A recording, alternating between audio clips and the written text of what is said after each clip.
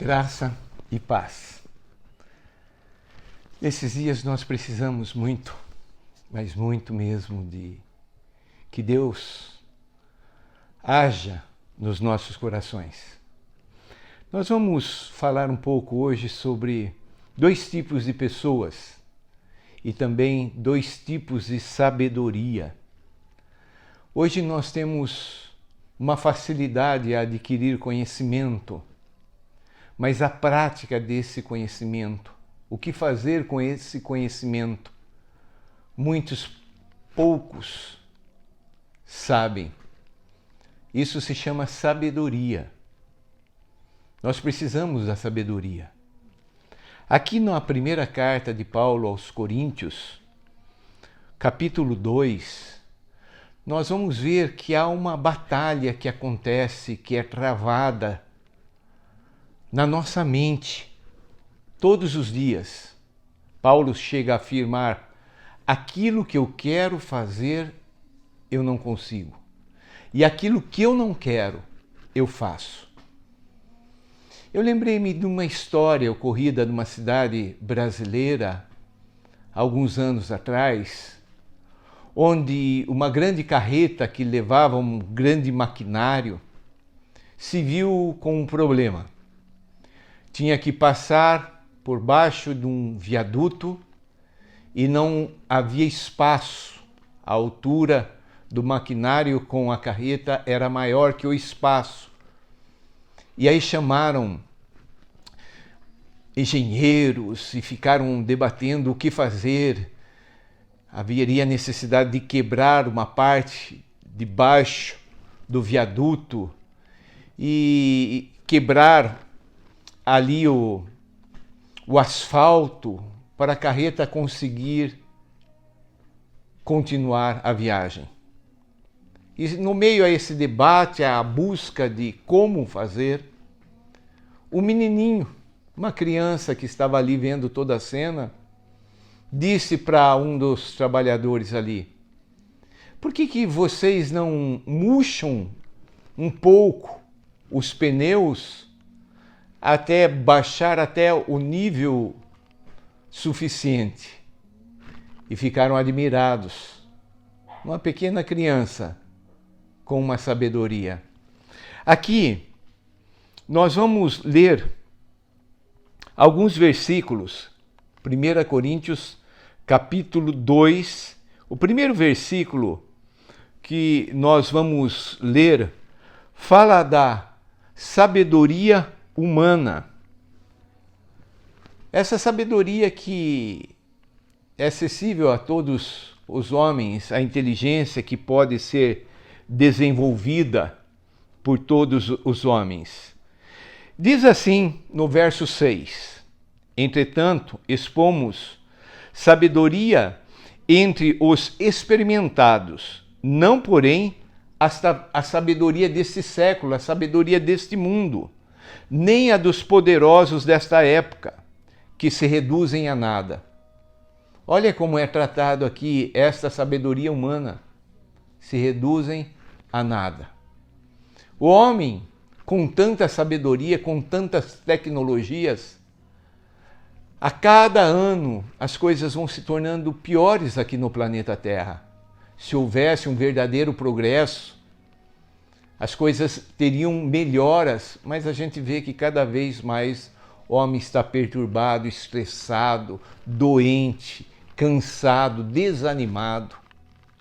Porque essa sabedoria humana não nos leva a nada. Mas no próximo versículo, versículo 7, fala: mas falamos a sabedoria de Deus, em mistério, outrora a qual Deus preordenou, outrora ocultada, a qual Deus preordenou desde a eternidade para a nossa glória. Então há uma luta entre a sabedoria do homem e a sabedoria de Deus. E a sabedoria de Deus sempre prevalece. O grande problema é que o ser humano ele busca a sua sabedoria, esquecendo a sabedoria de Deus. Aquela inteligência completa, aquela maneira de se fazer as coisas que vão produzir um bem-estar, que vão produzir vida. Depois, nós vemos aqui também Paulo falando de dois tipos de homens. Um, o homem natural. Outro, o homem espiritual. No verso de número 14 diz: ora, o homem natural não aceita as coisas do Espírito de Deus. O homem natural, nós, pela nossa natureza, nós não aceitamos as coisas de Deus. Você olha muitas vezes aquela pessoa muito inteligente, muito capacitada, mas quando se fala de Deus, ela fala, não acredito, e ela prefere acreditar em coisas absurdas, como o mundo nasceu de uma explosão. Foi Deus quem criou tudo. Então existe esse homem natural que não permite que Deus faça parte da sua vida, da sua história. Mas também há o homem espiritual. Então o homem natural, ele não acredita em Deus e fala aqui também que as coisas de Deus são loucura. Ele não aceita porque ele não pode entender. As coisas de Deus a gente não entende aqui na nossa cabeça. A gente entende aqui no nosso coração. E se discerne, se entende, se compreende espiritualmente. O homem natural, ele não é espiritual. No verso 15, em contraponto, fala, porém, o homem espiritual. O que é o homem espiritual? É aquele que é cheio do Espírito Santo. É aquele que tem uma comunhão, uma intimidade com Deus. E conhece as coisas de Deus. Conhece as coisas que Deus coloca como prioridade. E é maravilhoso ser guiado pelo Espírito Santo. A palavra espiritual aqui é pneumáticos, pneuma, sopro. Quando Deus criou o ser humano, ele soprou do seu próprio espírito fôlego de vida sobre o homem. Mas nós, seres humanos, resolvemos caminhar por conta própria, segundo a nossa sabedoria, segundo a nossa natureza humana. E aí nós vemos como o mundo se encontra hoje. Tanta confusão, tanta discórdia, miséria, fome. O homem gasta milhões e bilhões de dólares para enviar uma nave para o céu, para se perder, ou para tirar foto de um outro planeta, enquanto o seu semelhante ali está passando necessidades. Esse é um mundo onde nós vemos esta luta constante entre a sabedoria humana e a sabedoria de Deus, entre o homem natural e o homem espiritual. Termina este capítulo com uma frase tremendamente maravilhosa e reveladora.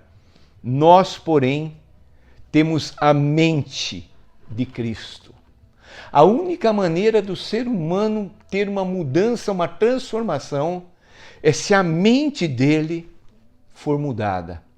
É aqui, na nossa mente, nos nossos pensamentos, no nosso intelecto, é que acontecem todas as coisas. A maior batalha. Você já se pegou pensando em alguma coisa que você ficou até alarmado? Como é que eu posso pensar uma coisa dessa? É aqui. Então há uma maneira, e a Bíblia fala de arrependimento. Esta palavra, metanoia no grego, significa uma mudança de mente. Você pode trocar de roupa, você pode trocar de cidade, você pode trocar de profissão, você pode trocar de igreja e continuar sendo o mesmo. A mudança verdadeira, ela tem que acontecer aqui na nossa mente, e ela acontece quando nós olhamos para nós, para nossa sabedoria, para nossa natureza e chegamos à conclusão: como nós somos ruins, como nós não prestamos, como a nossa mente se tornou um lixo para tantos pensamentos horríveis. Mas quando nós temos um encontro com esse Deus através da pessoa de Jesus Cristo, seu Filho, aí há essa mudança na nossa mente, que nos faz pensar agora coisas boas, que nos faz pensar de maneira a acreditar nesse Deus Todo-Poderoso que pode mudar a nossa vida, pode mudar o nosso casamento, pode mudar a nossa família. Você precisa dessa mudança. O ser humano precisa dessa mudança. Metanoia, mudança de mente. Então a sabedoria de Deus, a mente de Jesus, nos transforma completamente e nos faz enxergar o mundo de uma maneira diferente e ter esperança e ter expectativas maravilhosas, mesmo em meio a um mundo complicado, arruinado. Você gostaria de ter a mente de Cristo? Quero orar por você. Senhor Deus, a Tua palavra é muito clara em mostrar a diferença que existe entre a sabedoria humana e a Tua sabedoria, entre a vida humana e a vida espiritual de quem teve um encontro com Jesus. E aqui fica muito claro, precisamos ter a mente de Cristo, pensar como Jesus, agir como Jesus, falar como Jesus, que andou aqui no nosso meio, fazendo bem, milagres, fazendo coisas tremendas, espantosas, miraculosas. Dá-nos, Senhor, eu te peço, a mente de Cristo, em nome de Jesus. Deus te abençoe, um forte abraço e que nós possamos ter sabedoria divina para viver cada dia. Um forte abraço, Deus te abençoe.